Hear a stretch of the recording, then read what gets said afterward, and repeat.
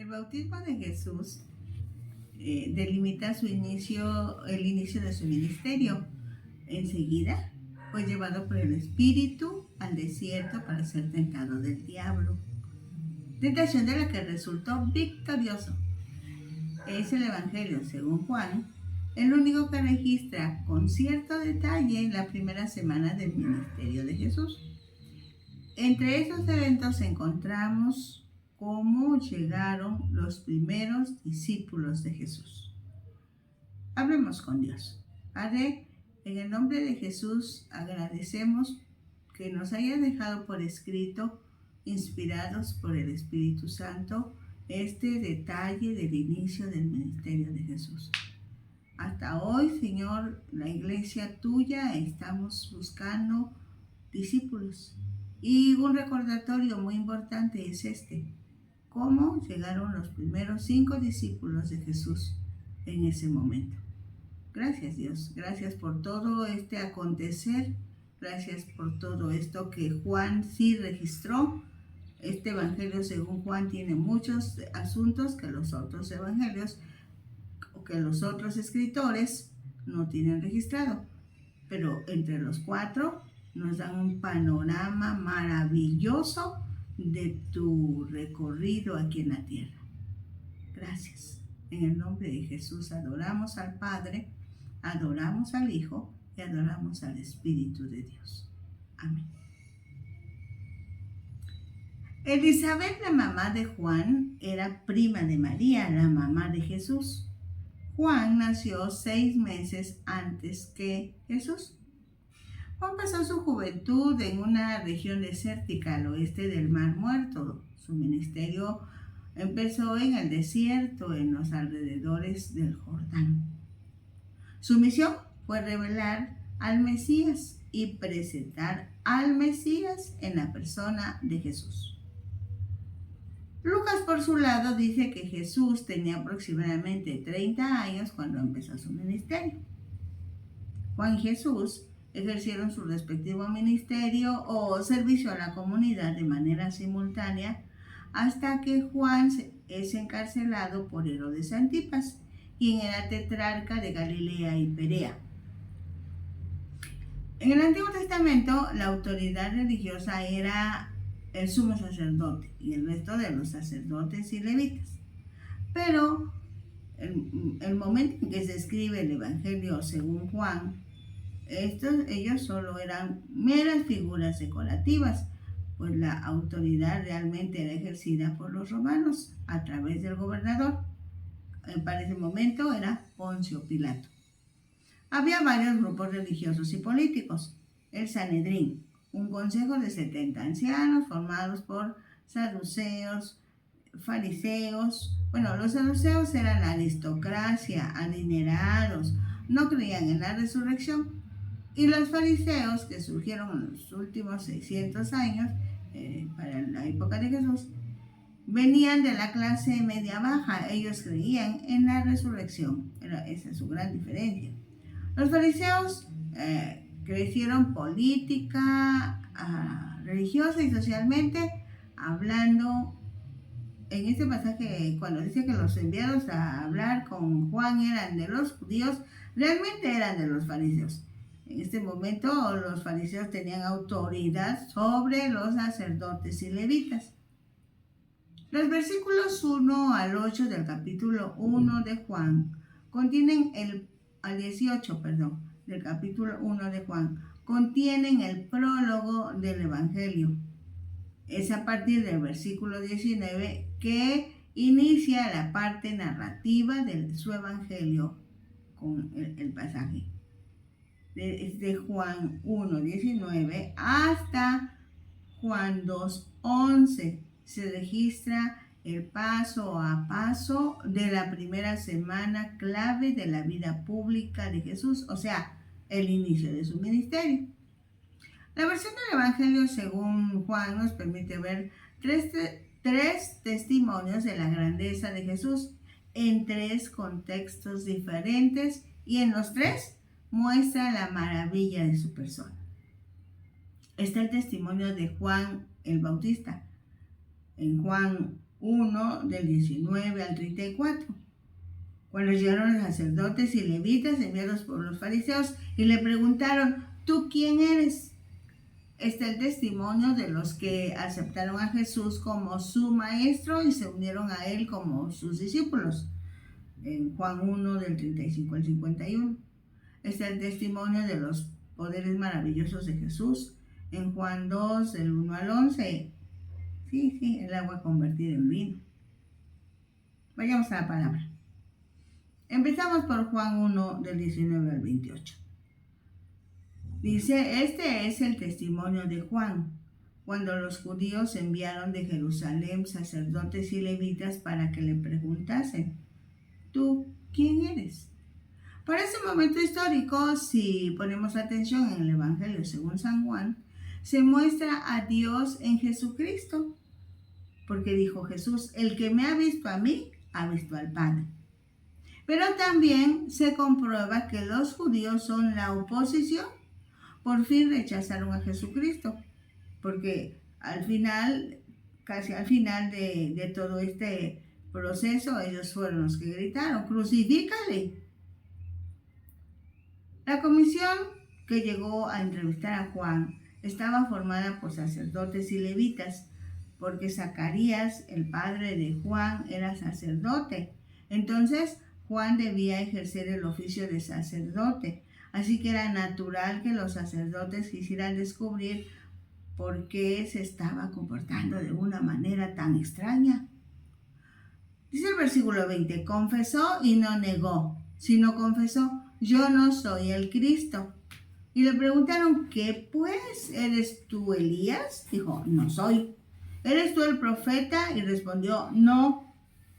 En estos versículos, Juan el Bautista niega ser el Cristo, niega ser el profeta Elías, niega ser el profeta, aunque más adelante en Mateo 11 del 9 al 12, el Señor Jesús personalmente da testimonio de que Juan el Bautista era el Elías que había de venir.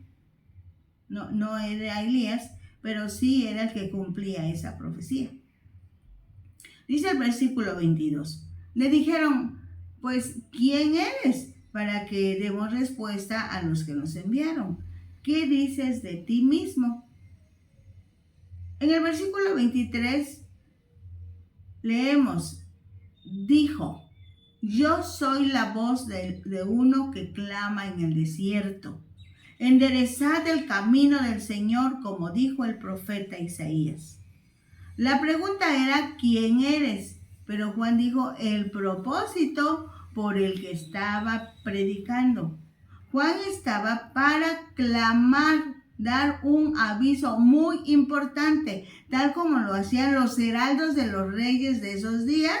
Juan venía de parte del rey, Dios, avisando que el rey Jesús había llegado para recorrer sus dominios y establecer su reino en el corazón de la gente que se hubiera preparado para recibirlo, porque las tinieblas eran densas.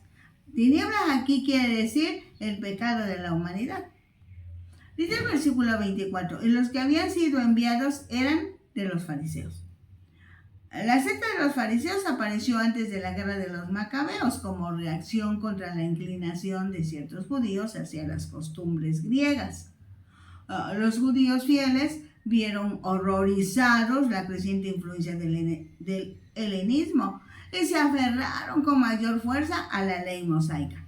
Al desatar la persecución contra ellos, Antíoco Epífanes, por allá del año 175 o a 163 a.C., dio lugar a que se organizaran como partido de resistencia. Los fariseos creían en la inmortalidad del alma, en la resurrección corporal, en la existencia de los espíritus. Centraban la religión en la observancia de la ley. Juan el Bautista llamó a los fariseos y a los saduceos raza de víboras. Sin embargo, siempre hubo entre ellos hombres sinceros, como Nicodemo.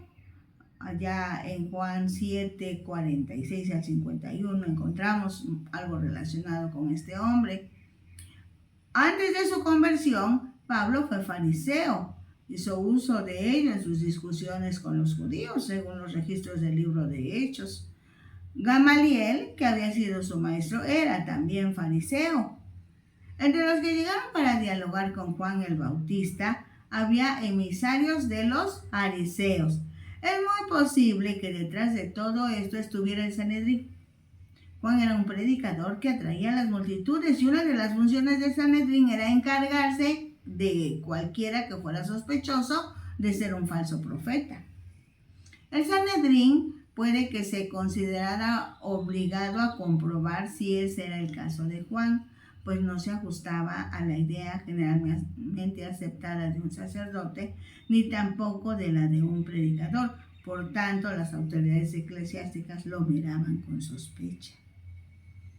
Los fariseos querían saber quién era Juan, pero Juan quería que ellos supieran quién era Jesús.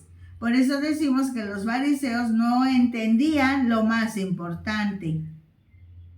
Y le preguntaron, dice el versículo 25, y le dijeron, ¿por qué pues bautizas tú si no eres el Cristo, ni Elías, ni el profeta?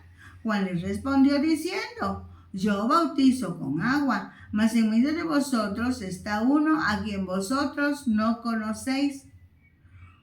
Un grupo de los judíos llamado esenios practicaban el bautismo para purificación, pero por lo general solo los que no eran judíos, o sea, los gentiles, se bautizaban al convertirse al judaísmo.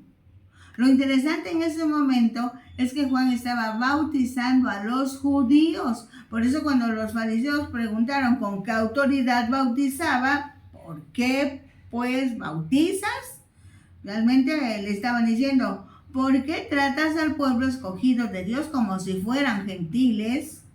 Juan contestó, yo bautizo con agua. Simplemente ayudo a la gente a cumplir con un acto simbólico de arrepentimiento. Pero muy pronto vendrá uno que en verdad perdonará pecados, algo que solo el Hijo de Dios, el Mesías, puede hacer. Este es el que viene después de mí, dice en el versículo 27. El que es antes de mí, del cual yo no soy digno de desatar la correa del calzado. Desatar la correa del calzado era trabajo de esclavos. En otras palabras, dijo que no era digno ni siquiera de ser esclavo de Cristo. Esas cosas sucedieron en Betábara, dice el versículo 28, al otro lado del Jordán, donde Juan estaba bautizando. Cuando Juan los bautizaba en agua, estaban diciendo a todo el público, entendemos la enseñanza de Juan y estamos de acuerdo. Así que para que todos lo sepan, pedimos que Juan nos bautice, nos sumerja en el agua del río Jordán. Vamos con los versículos 29 al 34. El siguiente día vio Juan a Jesús que venía a él y dijo, he aquí el Cordero de Dios que quita el pecado del mundo. Para obedecer lo que dice Éxodo 29 del 38 al 42, parafraseándolo, dice, esto es lo que ofreceréis sobre el altar, 2 corderos de un año cada día continuamente. Ofrecerás uno de los corderos por la mañana y el otro cordero ofrecerás a la caída de la tarde. Ofrenda encendida a Jehová.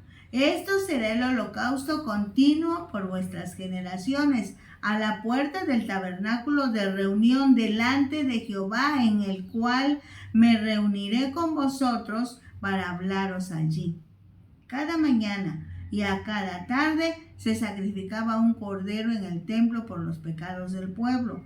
Por otro lado, en Isaías 53:7, el profeta aseguró que el Mesías, el siervo de Dios, sería ofrecido como un cordero. Dice el versículo 30, este es aquel de quien yo dije, después de mí viene un varón, el cual es antes de mí porque era primero que yo. Juan está hablando de la eternidad de Jesús. Pues bien, sabemos, según el relato del Evangelio, según Lucas, que Juan el Bautista era 6 meses mayor que Jesús. Dice el versículo 31, y yo no le conocía, mas para que fuese manifestado a Israel, por esto vine yo bautizando con agua. También dio Juan testimonio diciendo, vi al Espíritu que descendía del cielo como paloma y permaneció sobre él. Y yo no le conocía, pero el que me envió a bautizar con agua, aquel me dijo, sobre quien veas descender el Espíritu y que permanece sobre él, ese es el que bautiza con el Espíritu Santo. El testimonio de Juan era confiable porque vino como revelación divina. Como el Cordero de Dios, Jesús justifica el pecado. Dice el versículo 29 del capítulo 1 de Juan. Como el que bautiza con el Espíritu Santo, dice Juan 1:33. Él nos llena y capacita con el poder de Dios. El bautismo de Juan el Bautista en agua fue una preparación, porque era para arrepentimiento. O sea, había un cambio en su manera de pensar. Dice el versículo 34, y yo le vi y he dado testimonio de que este es el Hijo de Dios. Físicamente hablando, Juan y Jesús eran parientes. Juan el Bautista bautizó a Jesús. En ese momento los cielos se abrieron, se oyó una voz y la señal que Dios le había dado a Juan, sobre quien vieres descender el Espíritu Santo en forma corporal como paloma. En ese momento Juan comprendió que Jesús era el Mesías. Los primeros pasos del ministerio de Jesús los registra únicamente el apóstol Juan. Veamos los versículos 35 al 51 de Juan 1. Dice el versículo 35. El siguiente día otra vez estaba Juan y 2 de sus discípulos. ¿Cuántos discípulos tenía Juan? No lo dice el pasaje, pero seguramente eran más de 2. Y mirando a Jesús que andaba por ahí, dice el versículo 36, dijo, he aquí el Cordero de Dios. Juan manifiesta que el que va pasando es el Cordero de Dios, o sea, el Mesías, el que moriría para recibir el castigo por los pecados de la humanidad. Le oyeron hablar los 2 discípulos, dice el versículo 37, y siguieron a Jesús. No dice si se despidieron de Juan, si le pidieron permiso a su maestro. Tampoco dice que Juan se haya disgustado. Pues ya Juan había expresado, es necesario que yo mengüe para que él, Jesús, crezca. Juan sabía que su trabajo había concluido. Dio el aviso a la sociedad de su tiempo respecto de que el Cordero de Dios estaba a punto de llegar. Por lo que se debían preparar espiritualmente, reconociendo su pecado, cambiando su manera de ver la vida, y ahora lo estaba presentando. Para eso Dios había levantado a Juan. Juan había concluido exitosamente su tarea, su llamado. Estos 2 discípulos siguen a Jesús. Jesús se da cuenta porque dice, y volviéndose Jesús y viendo que le seguían, les dijo, ¿qué buscáis? Ellos le dijeron, Rabí, que traducido es maestro, ¿dónde moras? Jesús se da cuenta que alguien los sigue. Se detiene, se voltea, los confronta, los interroga, como diciendo, ¿están siguiéndome? ¿Qué desean? Ellos se dirigen a Jesús como Rabí. Están reconociendo que es maestro. Eran discípulos de Juan, pero Juan ya les había explicado que solamente venía abriendo el camino y que llegaría otro. Estos que eran discípulos de Juan lo entendieron muy bien. Después de reconocer quién es Jesús, le preguntan, ¿dónde vives? Realmente Jesús propició la conversación, porque él fue el que volteó y el que habló con ellos primero. Enseguida les hace una propuesta. En el versículo 39 dice, les dijo, venid y ved. Fueron y vieron dónde moraba y se quedaron con él aquel día porque era como la hora 10:00. Jesús quiere que cada uno llegue hasta Jesús, no que lo sigamos de lejos, a ver si lo alcanzamos, no que vayamos detrás de él y si ya es tarde, Pues de una vez que nos quedemos con él, pues recordando que el día para los judíos empieza a las 6 de la tarde, la hora décima equivale a nuestra hora 4 de la tarde, casi para terminar el día. Es la razón por la que desde el primer día que encontraron a Jesús, viendo dónde Jesús estaba hospedado, se quedaron con él.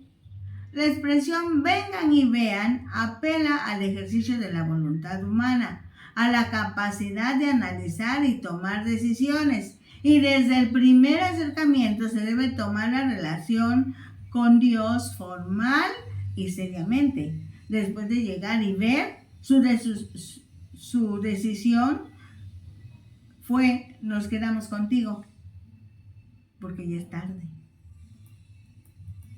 Dice el versículo 40.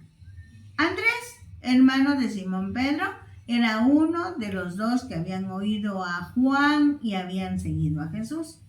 Aquí se nombra a Andrés como uno de los dos discípulos de Juan el Bautista que siguieron a Jesús. La pregunta que surge es, ¿quién es el otro discípulo? La opinión generalizada de los investigadores bíblicos es que el otro discípulo fue Juan, el que escribió el Evangelio según Juan. Dice el versículo 41, este halló primero a su hermano Simón y le dijo, hemos hallado al Mesías, que traducido es el Cristo. Cuando Andrés dice, hemos hallado al Mesías, quiere decir que lo andaban buscando. Mesías en idioma hebreo, Cristo en idioma griego, quieren decir ambas palabras ungido en español. Ungir con aceite significaba apartado, dedicado. Se ungían a los profetas, a los sacerdotes y a los reyes. Jesús es profeta, Jesús es sacerdote y es rey, pues Jesús es Dios.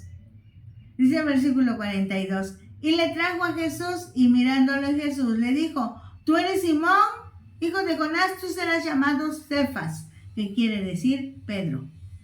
Andrés encontró a su hermano Simón y lo llevó a Jesús.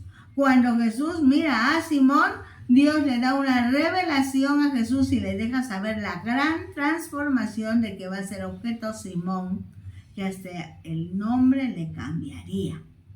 A partir de ese momento, Jesús empezó a trabajar en la vida y en la personalidad de Simón para que pudiera transformarlo en Pedro.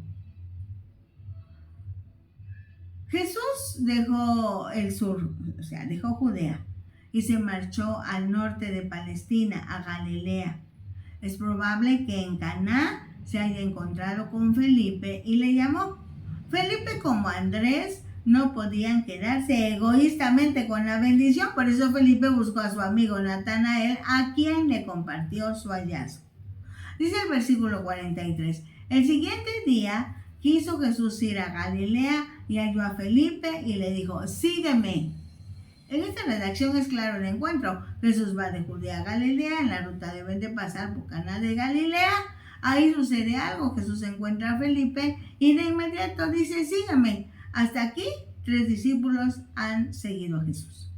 Dice el versículo 44 de Juan 1. Y Felipe era de Betsaida, la ciudad de Andrés y Pedro. Entonces, Felipe, Andrés y Pedro eran originarios de Betsaida, pero tenían su residencia en Capernaum. Felipe era un hombre de mente práctica.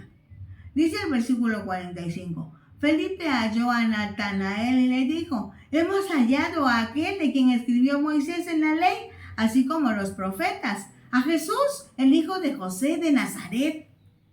Cuando leemos Felipe halló a Natanael, pensamos, ¿lo encontró de repente o lo buscó hasta hallarlo? Pensemos que Felipe, después de que Jesús lo encontró a él y lo llamó, buscó a Natanael para compartirle un asunto muy importante. Hemos hallado a aquel de quien escribió Moisés en la ley, así como los profetas. Esto quiere decir, conocemos la escritura que está en el Antiguo Testamento. Moisés habló de alguien. Ese alguien es Jesús, el hijo de José de Nazaret. Dice el versículo 46 del capítulo 1 de Juan. Natanael le dijo, ¿de Nazaret puede salir algo de bueno? le dijo Felipe, ven y ve. Ellos conocían el Antiguo Testamento y por consiguiente sabían que el Mesías debía de ser de Belén, y Belén estaba lejos de Nazaret. Así que Natanael no estaba despreciando Nazaret, solamente que conocía la Escritura. La reacción de Felipe es una reacción honesta, considerada, atinada. Pues no se molesta, no lo regaña, no lo exhibe, no lo critica, solo le dice, ven y ve, tal como Jesús le había contestado a Andrés y Juan. Dice el versículo 47, cuando Jesús vio a Natanael que se le acercaba, dijo de él, he aquí un verdadero israelita en quien no hay engaño. Le dijo Natanael, ¿de dónde me conoces? Respondió Jesús y le dijo, antes que Felipe te llamara cuando estabas debajo de la higuera, te vi. Respondió Natanael y le dijo, Rabí, tú eres el Hijo de Dios, tú eres el Rey de Israel. Por lo que se ve, Natanael no se fiaba fácilmente de las personas. Pero Jesús sabe cómo convencer a los escépticos. Dice el versículo 50, respondió Jesús y le dijo, porque te dije te vi debajo de la higuera, ¿crees? Cosas mayores que estas verás.